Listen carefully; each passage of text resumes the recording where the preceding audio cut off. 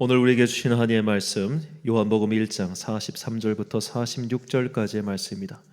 요한복음 1장 43절부터 46절까지의 말씀.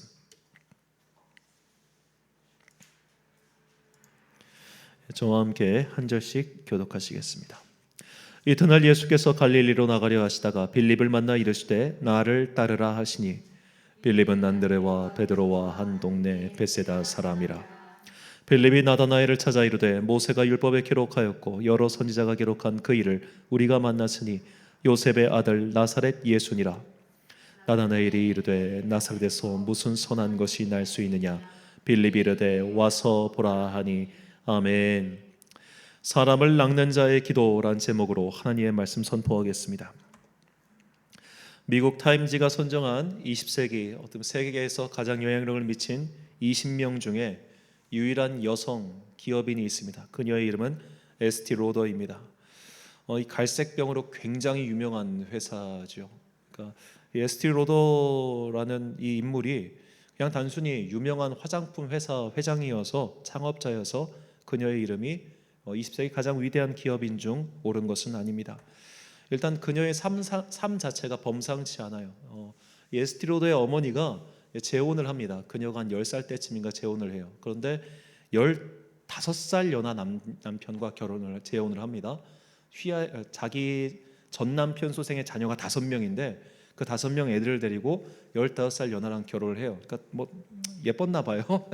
예, 그런데 그녀의 아버지가 그러니까 15살 연하랑 결혼했으니까 제일 신경 쓴 게 뭐겠어요. 내가 남편보다 늙어 보이지 않는 게 그녀의 평생 과제였던 거예요. 그래서 이 에스티 로더의 어머니는 정말 그분이 돌아가실 때까지 남편에게 화장 안 한 맨 얼굴을 보여준 적이 없대요. 대단한 여자예요, 대단한 여자. 그래가지고 그 당시, 그러니까 에스티 로더가 1904년생입니다. 1910년생인가 그래요. 그러니까 거의 뭐 진짜 100년 전 사람인데 그보다 어머니였으니까 18세기 말, 19세기 사람 아닙니까? 19세기 사람이 항상 살이 안 타려고 이 휜장갑을 여기 팔토시까지 같은 휜장갑을 끼고 다니고 어딜 가나 양산을 쓰고 다녔대요. 겨울에도. 사람들이 저 여자 또 미친 여자라고 그렇게 막 조롱을 했답니다. 근데 에스티 로더는 이 그녀가 셋째 딸인가 넷째 딸인가 뭐 그럴 텐데 그런 엄마의 모습을 보고 뭘 느꼈냐면 이 세상 모든 여자들은 늙는 걸 싫어하는구나 그렇게 생각했다는 거예요. 우리 엄마 이상해. 우리 엄마는 제정신이 아니야. 이렇게 생각한 게 아니라 모든 여자에게는 늙기 싫어하는 마음이 있구나. 그러니까 굉장히 어떻게 보면 상황을 긍정적으로 해석하는 여자죠. 자, 그래서 그녀가 이제 화장품 회사에 취직을 합니다. 그런데 그녀가 했던 획기적인 판매 기법이 뭐냐면 지금 우리는 너무나 당연하지만 화장품 시연이라는 걸 처음 한 사람이에요. 그러니까 길거리에서 그냥 화장품을 파는 게 아니라 와서 사용해 보세요. 이렇게 해가지고 에스티 로더가 유명한 회사가 된 겁니다. 그러니까 처음으로 무언가를 사용해 봄으로써 사용 후 구매라는 개념을 만들어낸 사람이라는 거예요. 그래서 오늘 특히 이제 전자제품 같은 경우 뭐 애플 스토어, 삼성 스토어 이런 데 가면은 우리가 다 직접 체험해 볼 수 있지 않습니까? 만져보고 체험해 보고 마음에 들면은 새 제품을 사는 거. 자, 이런 기업의 활동이 옛날에는 야 그거 다 아까워서 어떡하냐 이렇게 생각했지만 지금은 그것이 광고고 체험이고 이런 것이 더 어떻게 보면 큰 매출 효과로 온다는 것을 이제 상식적으로 다 알고 있죠. 오죽하면 식품 매장에서도 이거 잘라서 팔고 있지 않겠습니까?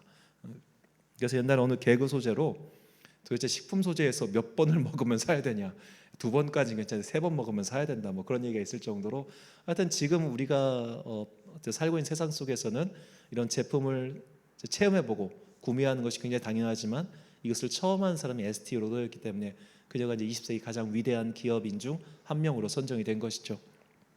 자, 체험해본 사람, 써본 사람은 그것을 구매하는데 망설이지 않습니다. 써봤으니까요.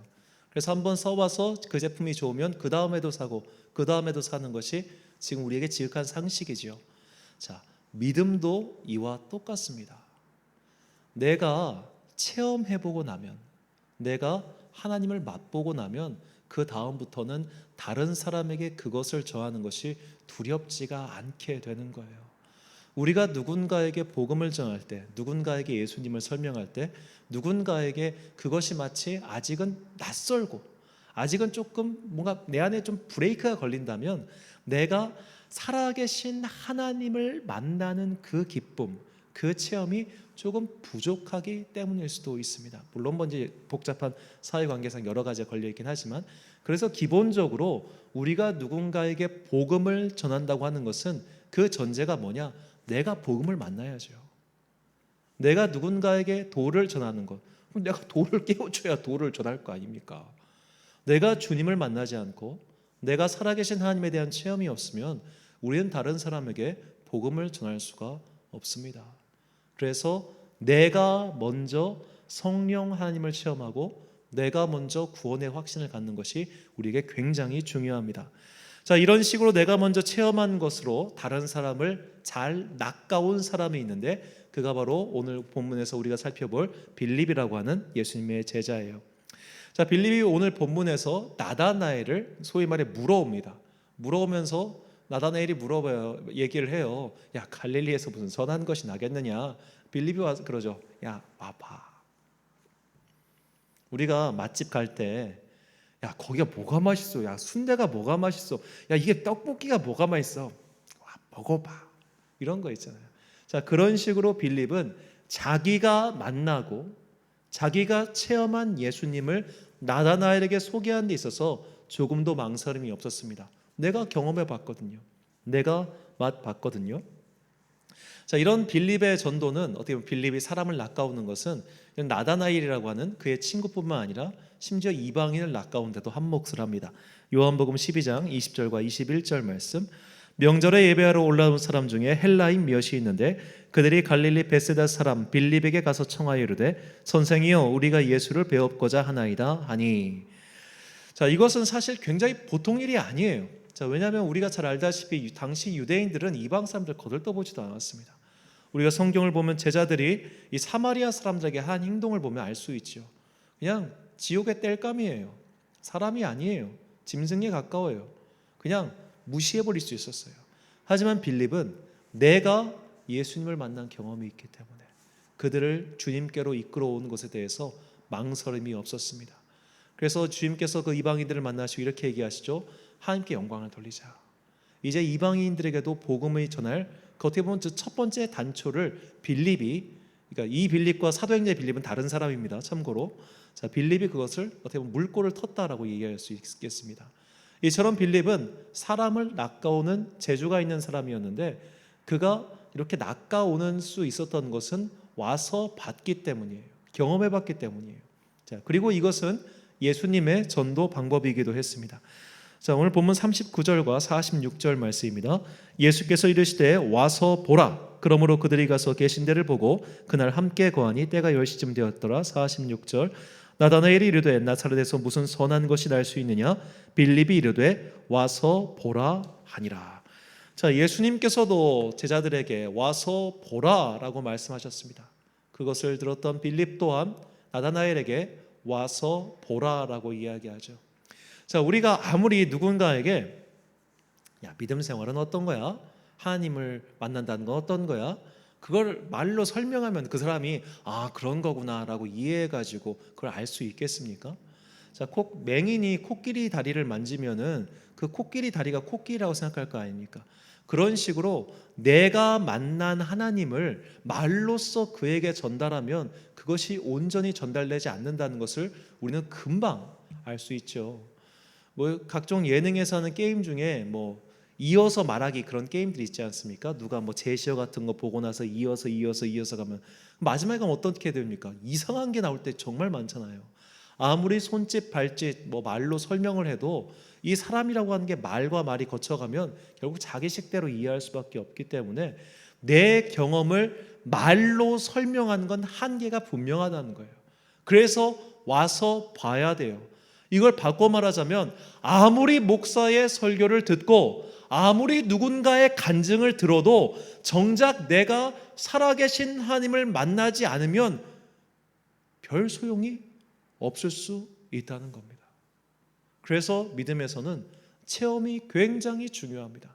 물론 내가 체험이라고 하는 그 감옥에 갇히면 안 되지만 가장 중요한 것은 말씀이고 말씀에 따라 체험을 다시 해석해야 되지만 중요한 것은 내가 살아계신 하나님을 만나는 경험이 있어야 돼요. 그 경험이 있을 때 우리는 흔들리지 않는 반석 위에 올라갈 수 있는 겁니다. 자, 이 빌립이라고 하는 사람의 또 다른 특징은 그 사람은 실증주의자였어요. 체험주의자였어요. 경험주의자였어요. 즉 내가 경험한 세계의 틀 안에서만 세계를 보는 사람이었어요. 원래 이런 빌립의 특징이 요한복음 6장에서 나옵니다. 요한복음 6장 5절부터 7절까지 말씀. 예수께서 눈을 들어 큰 무리가 자기에게로 오는 것을 보시고 빌립에게 이르시되 우리가 어디서 떡을 사서 이 사람들을 먹이겠느냐 하시니 이렇게 말씀하시는 친히 어떻게 하실지를 아시고 빌립을 시험하고자 하심이라. 빌립이 대답하되 각 사람으로 조금씩 받게 할지라도 200데나리온의 떡이 부족하리이다. 아멘. 자, 예수님께서 많은 사람들 앞에 이 오병이어의 기적을 하시기 전에 빌립에게 물어봅니다. 얘들 어떻게 하면 좋겠니? 그러니까 빌립은 계산하죠. 이 사람들 먹이려면 200데나리온의 떡은 있어야 됩니다. 200데나리온 약 우리나라 돈으로 하면 한 200만 원어치 빵이 있어야 200만 원 이상 되는 빵이 있어야 됩니다. 이렇게 대답을 한 거예요. 그러니까 딱 자기의 경험의 틀에서 이 사람 먹이려면 이거 있어야지 이렇게 생각하는 거예요. 그런데 예수님께서는 빌립에게 그 경험을, 네 사고를, 네 인지를 뛰어넘는 그런 경험을 하게 해주시는 것이죠. 이거 우리에게 굉장히 중요한 겁니다. 자, 우리가 신앙생활을 한다고 하면서도 하나님의 능력을 제한할 때가 굉장히 많아요. 이건 안 되겠지. 이건 있을 수가 없지. 에이, 이건 아니겠지. 그냥 내 경험과 인식의 틀 안에 하나님의 능력을 가둬놔요. 여기까지가 끝인가 보 라고 생각하면서 하나님은 여기까지는 해주실 거예요. 근데 이거는 에이 못해. 이건 의사가 해주겠지. 이건 내가 해야지. 그런 식으로 하나님의 권능을 제한하고 내 신앙의 경험의 그 영역을 제한하는 경우가 굉장히 많다는 겁니다. 그러므로 우리가 살아계신 하나님을 만난다고 하는 것은 내 인식의 틀이 깨지는 거예요. 내 인식의 틀. 병이 어떻게 나? 이게 깨지는 거예요. 저 인간이 변해? 머리털 검은 인간은 절대 변하지 않아. 사람이 변하는 걸 보는 거예요. 변하는 걸 보고 능력을 보고 사람이 감히 할 수 없는 일이 일어나는 걸 보는 그런 살아계신 하나님의 권능을 체험해야 된다는 겁니다. 그저 예배드리니까 기뻐. 하나님은 우리에게 기쁨을 주시는 분이야. 이 정도가 아니라 정말 능력의 하나님. 난 정말 상상하지도 못했는데 어떻게 이런 일이 일어나지? 라고 하는 그런 확실한 체험, 내 인식의 틀을 깨는 체험이 우리에게 필요하다는 겁니다. 자, 정말 중요한 건데 이런 인식의 틀을 깨는 체험이 없어도 우리는 선하게 살 수 있어요. 이런 인식의 틀을 깨는, 즉 살아계신 하나님에 대한 확실한 체험이 없어도 우리는 말씀을 따라 사는 척하는 사람이 될 수 있어요. 누군가가 볼 땐 꽤 경건한 그리스도인처럼, 누군가가 볼 땐 꽤나 괜찮은 성도처럼 살 수 있어요. 그 살아있는 증거가 바울입니다. 바울은 살아계신 주님을 만나기 전에 바리새인 중에 바리새인이었어요. 그 말인즉 요즘식으로 치면 성도 중에 성도예요. 이만한 사람이 없어요. 존 웨슬리, 목사의 아들, 완벽한 크리스찬, 사람들이 조롱할 정도의 방법주의자, 바리새인 중에 바리새인 같은 사람, 그러나 주님을 만나지 못했던 사람. 우리가 살아계신 하나님을 만나지 않고도 얼마든지 괜찮은 그리스도인인 양 행사할 수 있다는 것, 이거 굉장히 중요합니다.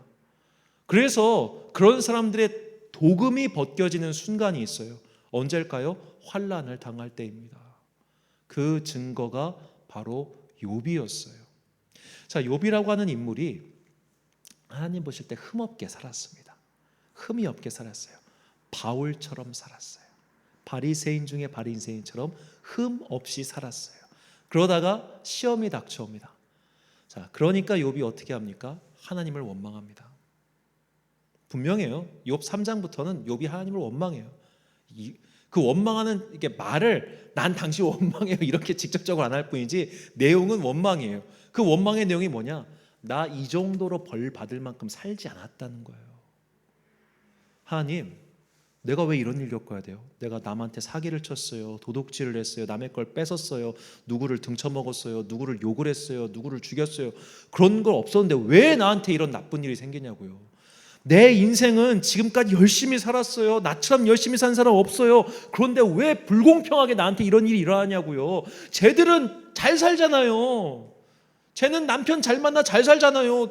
우리가 드라마에 나오는 것처럼 나는 열심히 공부해가지고 했는데 남편 하나 잘못 만나서 인생 푹 꼬라지고, 누구는 그냥 얼굴만 대충 날라리로 살아야 돼. 남편 하나 잘 만나가지고 잘 살고. 이건 불공평하죠. 이 원망이 욥의 원망 그대로였어요. 욥이 이렇게 하나님을 원망합니다, 사실. 자, 그렇게 해서 욥과 친구들의 대화가 굉장히 길게 나오는 게 욥기입니다. 그러니까 42장까지나 있죠. 그렇게 긴 대화를 하다가 마침내 하나님께서 나타나세요. 그럼 뭐라고 하십니까? 네가 뭘 알아요? 하나님께서 욥에게 말씀하시는 건 넌 아무것도 몰라. 네가 이 세상이 만들어질 때 봤어? 야, 너 악어는 본 적 있냐? 리바이어선, 그게 이제 악어거든요. 그런 거 본 적 있어? 이 세상에 있는 신비한 동물들 너 봤어? 그거 내가 만들었어. 너는 아무것도 몰라. 그러니까 쉿, 잠잠해. 자, 그렇게 욥이 하나님을 체험한 거예요. 이전까지는 그저 머리로만 알고 있던 하나님, 그저 듣기만 했던 하나님. 아, 하나님의 말씀이 착하게 살아야 된다는구나, 제사를 잘 드려야 되는구나. 그래, 잘 드리지 뭐. 아유, 항상 감사해야지 뭐. 쉬워요. 대단한 일이지만 어떻게 보면 쉬운 일이에요. 내 인생이 평안하면 예배도 즐겁습니다. 내 인생에 별 문제가 없으면 신앙생활도 즐거워요. 교회 와서 내가 마음 힘들 게 뭐가 있습니까? 자랑하면 되는데. 다들 와서 얘기하잖아요. 아유, 권사님 좋으시겠어요. 아들이 대학 좋은 데 갔다면서요. 아유, 권사님 이번에 땅값 많이 올랐다면서. 내 인생이 탄탄대로면은 신앙생활이건 교회생활이건 사회생활 다 즐겁습니다. 그런데 환난이 다가오면 원망하고 불평하고 어려워지는 건 모든 사람이 똑같아요. 그렇기 때문에 우리가 정말로 중요한 것은 이 환난이라고 하는 소위 말해 나의 인식의 틀을 깨는 살아계신 하나님에 대한 체험이 있을 때 우리는 내 삶에 여러 가지 어려움과 환난이 다가온다 할지라도 그 믿음이 살아있는 믿음이 되어 정말로 날선 검과 같이 우리를 괴롭히는 모든 것들을 끊어낼 수 있는 겁니다. 그래서 욥은 살아계신 하나님을 만난 이후에 이렇게 고백합니다. 욥기 42장 5절과 6절 말씀 우리가 참목소리 읽겠습니다. 시작. 내가 주께 대하여 귀로 듣기만 하였사오나 이제는 눈으로 주를 배옵나이다. 그러므로 내가 스스로 거두어드리고 티끌과 제 가운데서 회개하나이다. 아멘. 욥이 만약 정말로 죄를 짓지 않았다면 왜 회개한다고 했겠습니까? 여러분, 죄인이라고 하는 것은 단순히 악을 저질렀기 때문에 죄가 아니라 이 존귀하신 하나님이 나에게 왔을 때 나라고 하는 존재는 감히 이걸 감당할 수가 없는 거예요. 즉 나라고 하는 이 틀이 깨지는 경험을 한 겁니다. 나라고 하는 이 견고한 성이 깨지는 거예요. 나의 아집, 고집, 생각, 경험 이 모든 게 다 무너지고 살아계신 하나님의 권능이 바로 이런 것이구나, 살아계신 하나님을 체험하는 것이 바로 이런 것이구나, 그것을 경험하고 나니까 그 뒤로부터는 그에게 더 이상 환난이 아니게 된 것이죠. 고난이 아니게 된 것이죠. 그 너머에 있는 하나님의 권능을 보는 믿음의 눈이 생겼기 때문입니다. 그러므로 오늘 우리에게 정말로 필요한 것이 무엇이냐? 살아계신 하나님을 만나는 거예요. 내 경험에 갇혀져 있는 하나님, 내 인식에 갇혀져 있는 하나님, 그런 하나님이 아니라 나라고 하는 인간의 틀을 깨버리고 내 생각 그 이상의 일을 행하시는 하나님, 내 계획 그 이상의 계획을 성취하시는 하나님, 그 하나님을 우리가 만나야 합니다. 경험해야 합니다. 그때 우리는 정말로 흔들리지 않는 믿음의 반석 위에 올라가서 어떠한 환난이 닥치고 어떠한 시험이 다가와도 정말로 굳건하게 믿음의 반석 위에 서서 천국 가는 그날까지 아름다운 믿음을 지킬 수 있게 될 것입니다. 사랑하는 천안광성교회 성도 여러분, 그리고 이 기도에 함께 참여하고 계신 귀한 주님의 자녀 여러분, 하나님을 만나십시오. 만날 때까지 부르짖으십시오. 주님께서는 분명히 구하는 자에게 성령을 주시지 않겠느냐라고 말씀하셨습니다. 오늘 이 시간 같이 찬양 부른 후에 정말로 성령님을 구하고 주님을 만나길 바라는 마음으로 함께 찬양하겠습니다. 세상은 흔들리고 사람들은 변화해도 나는 주를 섬기리, 찬양 올려드리겠습니다.